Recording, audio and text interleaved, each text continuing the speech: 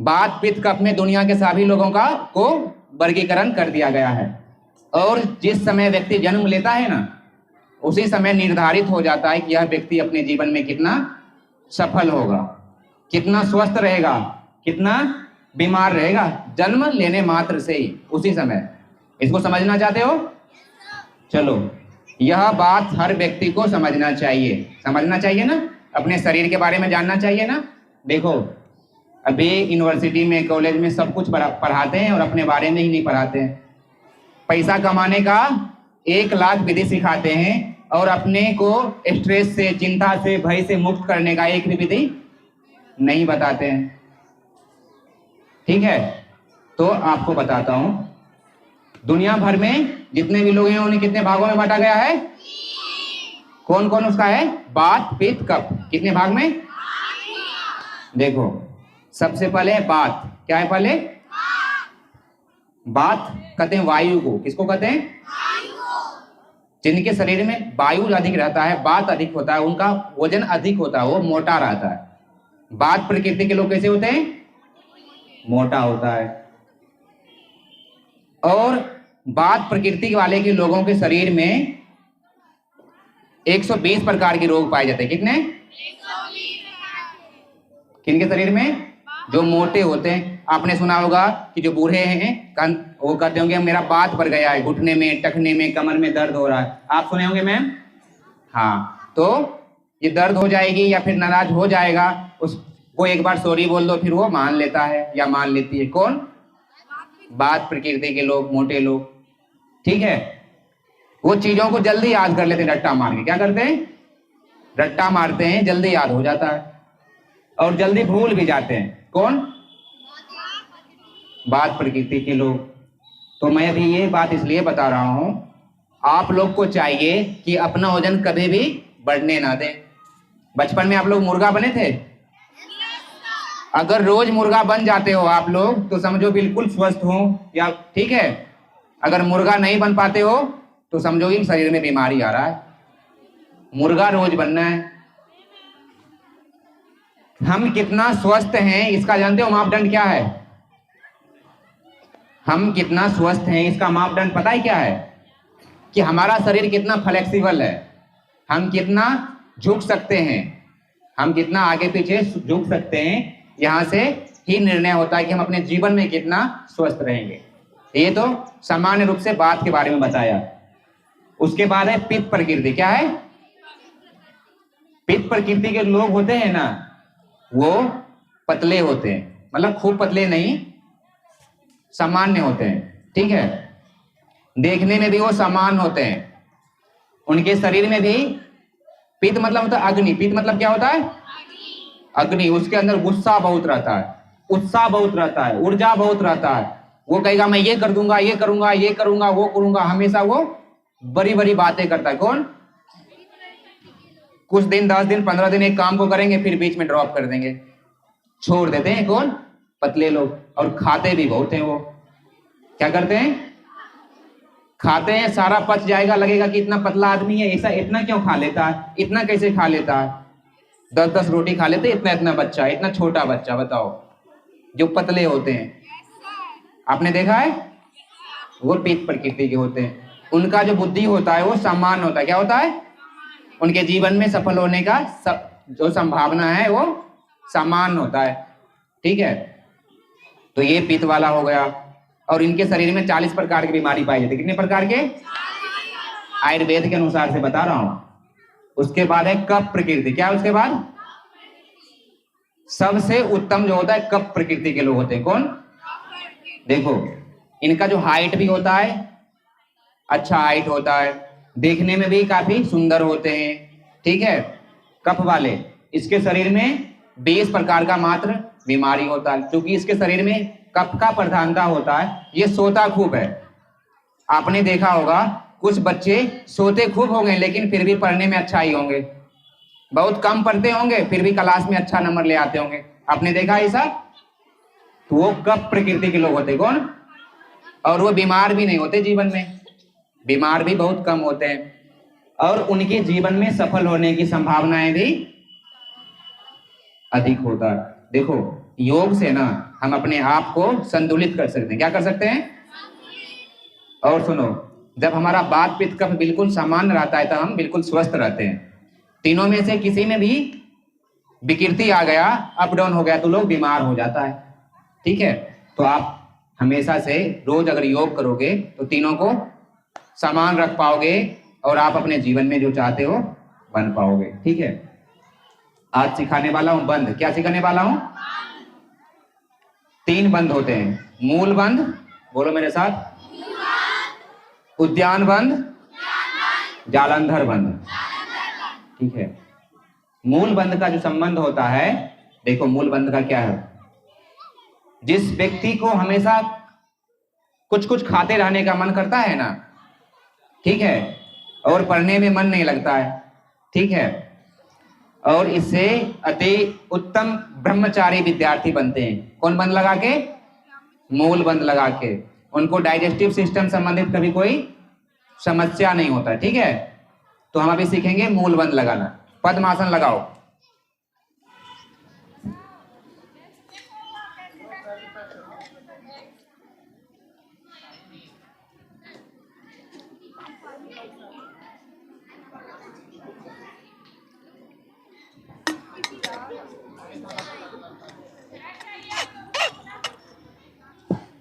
पद्मासन लगा लिया आप लोगों ने?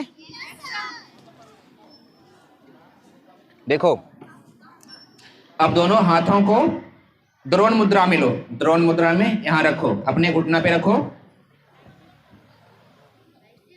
ठीक है, अब करना क्या है? अब देखो करना क्या है, हमारा जो वेस्ट मल द्वार होता है, मल द्वार को ऊपर की ओर खींचना है, नाभि की ओर। आप देखोगे ये जो पूरा क्षेत्र है इसमें कंपन होगा। समझ गए क्या करना है? देखो, घुटना को दबाइए और अपने जो मल द्वार है, मल द्वार को ऊपर की ओर खींचें। मल द्वार को ऊपर की ओर खींचिए, इसे कहते हैं मूल बंद। इसका लाभ बताता हूं। आप देखोगे कंपन होगा।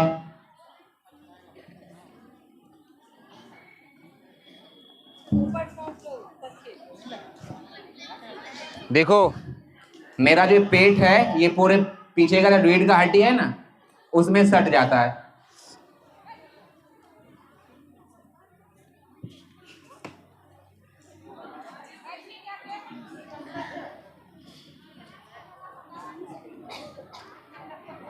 चलो, नहीं सीखना है तो करो, एक बार देखो मुझे।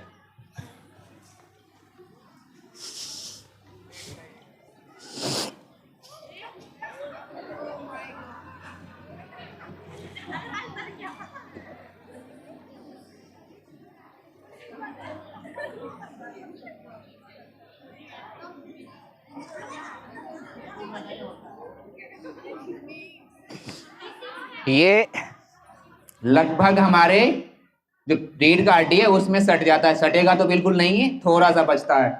ये तो आपका इससे पेट बिल्कुल साफ रहेगा, स्वस्थ रहेगा। और हमारा पेट साफ रहेगा तो आपको बताया था ना, बुद्धि हमारा ठीक से काम करेगा। अब क्या करना है, इसको ऊपर की ओर खींचना है, अपने मलद्वार को।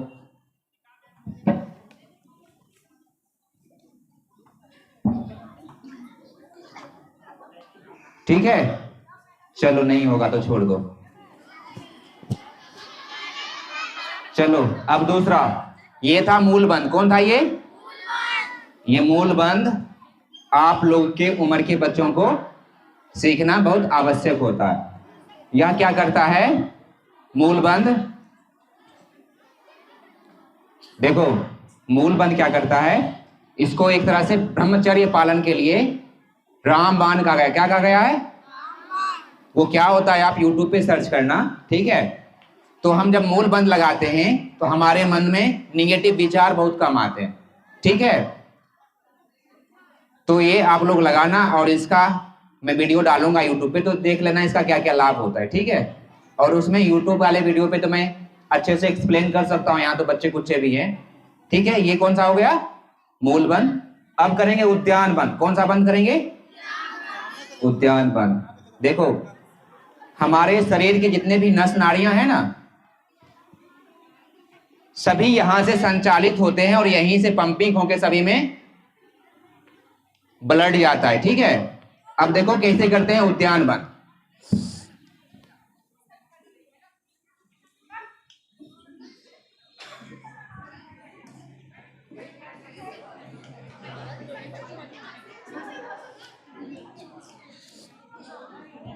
उद्यान वन कीजिए।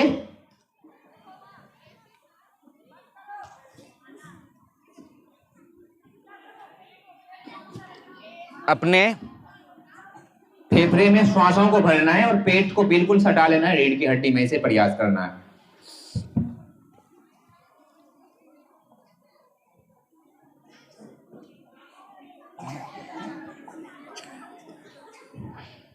चलो अब तीसरा और सबसे महत्वपूर्ण प्राणायाम, जालंधर बंद। कौन बंद? कौन बंद?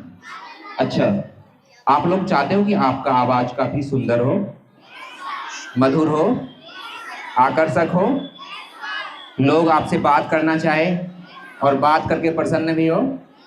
हाँ, आप बोलोगे आपका तो आवाज ऐसे मोटा है और मुझे आप सिखा रहे हो। हाँ, यस, मेरा आवाज मोटा है। चलो, ये जो मैं बंद जालंधर बंद आपको सिखाने वाला हूं, इससे हमारे आवाज में गंभीरता आता है। क्या आता है? और जब गंभीर आवाज को कोई सामने वाले लोग सुनते हैं ना, तो उन व्यक्ति को महत्व देते हैं, सुनना चाहते हैं। ठीक है, कौन सा बंद करने वाले हम लोग? देखो अपने सर को झुकाओ और ये जो आपका थायराइड है उसको ऊपर की ओर खींचना है, इस प्रकार से खींचिए।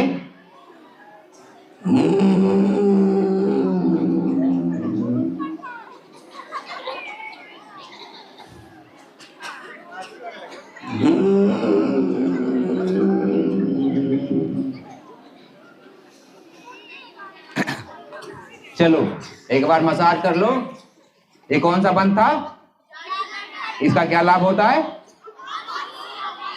हाँ, आवाज काफी आकर्षक होता है, अट्रैक्टिव होता है, मधुर होता है। ठीक है, और थायराइड संबंधित, गले से संबंधित सभी समस्याएं भी खत्म हो जाता है। चलो आज आप लोगों को एक आसन बताने वाला हूं, सबसे महत्वपूर्ण आसन विद्यार्थी के लिए, शीर्षासन। कौन आसन? नाम सुने हैं आप लोग? किसी को आता है शीर्षासन करना बच्चों?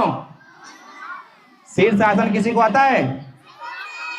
आ जाओ, आ जाइए, घबराइए नहीं।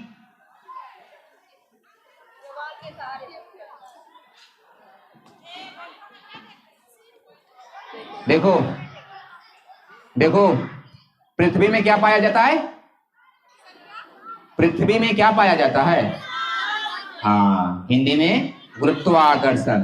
ठीक है, हमारा जो शरीर के सारे चीज है ना, पृथ्वी अपनी ओर खींचते रहते हैं, खींचते हैं ना। हाँ, इसीलिए आपने देखा होगा जो बुजुर्ग हो जाते हैं सबसे पहले उनका घुटना ही खराब होता है। हम जब शीर्षासन करते हैं, हमारे जो ब्रेन में सेल्स है ना, सभी सेल्स एक्टिव हो जाते हैं। क्या होता है?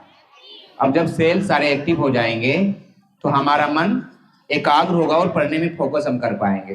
ठीक है, गाना गाने के लिए बुला लीजिएगा जो उसमें बोले थे। अच्छा, हाँ, जो लड़का गाना गाना चाहता है आ जाओ अपने मन से, और लड़की भी जिसको यहाँ आने का इच्छा है।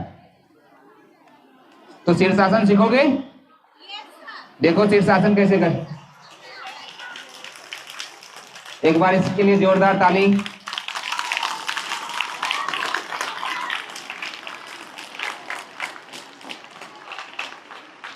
चलो अब हम लोग शीर्षासन सीखेंगे। ठीक है,